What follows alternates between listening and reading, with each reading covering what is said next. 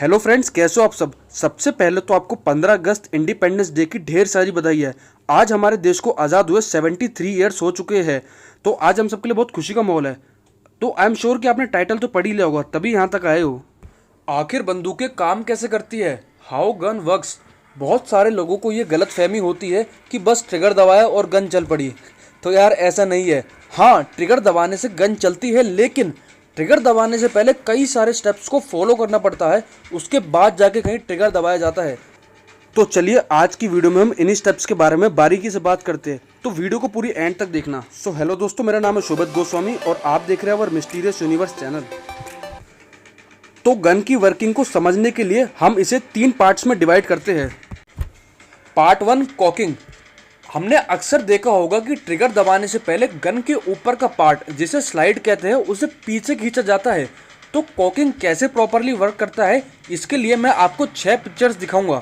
उसे एक बारी देखिए, फिर मैं आपको बताता हूँ कि ये 6 पिक्चर्स एग्जीक्यूट कैसे हुए।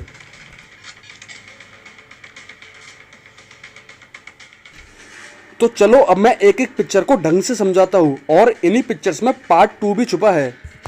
इसे कहते हैं मैगजीन कवर, जिसके अंदर बुलेट्स रखी जाती है, और ये होती है स्प्रिंग, जो बुलेट्स को ऊपर लिफ्ट करवाती है। स्लाइड को खींचने के बाद स्प्रिंग खुल जाती है और यूज्ड बुलेट को बाहर फेंक देती है। स्लाइड को खींचने की वजह से जो कार्ट्रिज पीछे की ओर चला गया था, वो वापस अपनी पोजीशन पर आ जाता है और एक न्यू बुलेट को ऊपर की ओर धकेल देता है। फिर बस सारा प्रोसीजर दोबारा से फॉलो होता है और वेस्ट बुलेट अपने आप ही बाहर फेंक जाती है। Part 2, loading. स्लाइड को खींचते वक्त जब कार्ट्रिज पीछे की ओर आ जाता है और वापस अपनी पोजीशन पर आता है, तब वो न्यू बुलेट को वापस से सेट कर देता है। बस इसी प्रोसेस को लोडिंग कहा जाता है। अब आता है लास्ट पार्ट, जिसे फायरिंग कहते हैं। स्लाइड को खींचने के बाद जब बुलेट लोड हो गई, तब हमें सिर्फ ट्रिगर दबाने की ज़रूरत है। ट्रिगर दबाते ही फायरिंग स्टार्ट हो जाएगी, जिसकी बुलेट करीब 2000 से 4000 किलोमीटर पर आवर की स्पीड से जाएगी। तो चलिए अब बुलेट के बारे में जानते हैं। एक बात हमेशा याद रखना कि इस पूरे हिस्से को कभी बुलेट नहीं बोला जाता, सिर्फ इस हिस्से को बुलेट बोला जाता है, और इस पूरी बॉडी को कार्ट्रिज कहते हैं। बुलेट के पीछे वाले पार्ट को केस या फिर खोखा भी कहते हैं। खोखे के अंदर बारूद भरा जाता है, जो फायरिंग के वक्त आग पकड़ता है और गन को फायर कर देता है।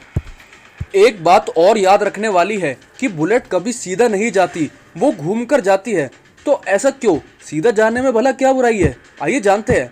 आपने ये फॉर्मूला तो पढ़ा ही होगा, angular momentum equals to moment of inertia into angular velocity. आसान भाषा में समझाऊँ तो एक एग्जाम्पल के तौर पे इसे समझते हैं।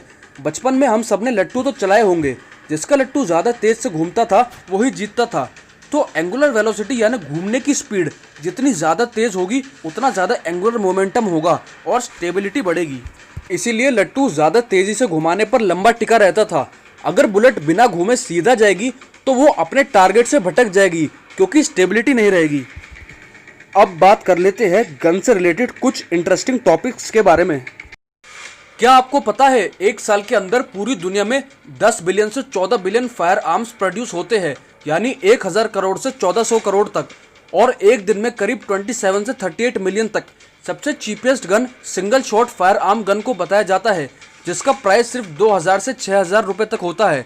और अब तक की सबसे एक्सपेंसिव गन का नाम है वाइनचेस्टर राइफल मॉडल 1886, जिसको US army captain Henry Ware Lawton ने $1.2 मिलियन में खरीदा था, जिसका प्राइस लगभग 9.5 करोड़ इंडियन रुपीस होता है।